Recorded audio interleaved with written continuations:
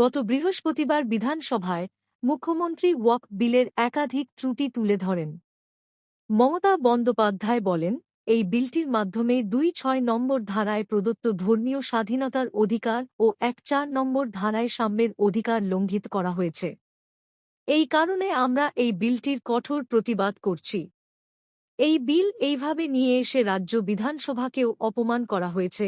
মমতা স্পষ্ট করে বলে দেন, বাংলায় বুলডোজার নীতি চলবে না।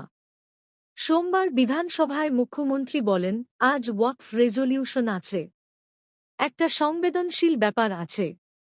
ভারতের ইতিহাস বুঝতে হবে। দেশ ভাগের পরে বাংলাদেশ পাকিস্তান আলাদা হয়েছে। বাংলাদেশে যা সব হচ্ছে, যদিও এটা কেন্দ্রের ব্যাপার, পররাষ্ট্র ব্যাপার, কিন্তু আমাদের ৭-৯ জন মৎস্যজীবী বাংলাদেশের জেলে আটকে। আমরা ট্রোড্যাক করেছি, আমরা আইনজীবী দিয়েছি, আমরা কেন্দ্রকে বলেছি, কিন্তু আজও তাদের মুক্তি দেয়নি। এখানে বাংলাদেশের ট্রলার ডুবে গিয়েছিল, আমরা তাদের উদ্ধার করে দেশে পাঠিয়েছি। আমাদের অনেক বন্ধুর আত্মীয় স্বজন সেখানে আছে। সীমান্ত বিএসএফ পাহারা দেয়। গত ১০০ দিন ধরে দেখছি কেন্দ্রীয় সরকার চুপ করে আছে।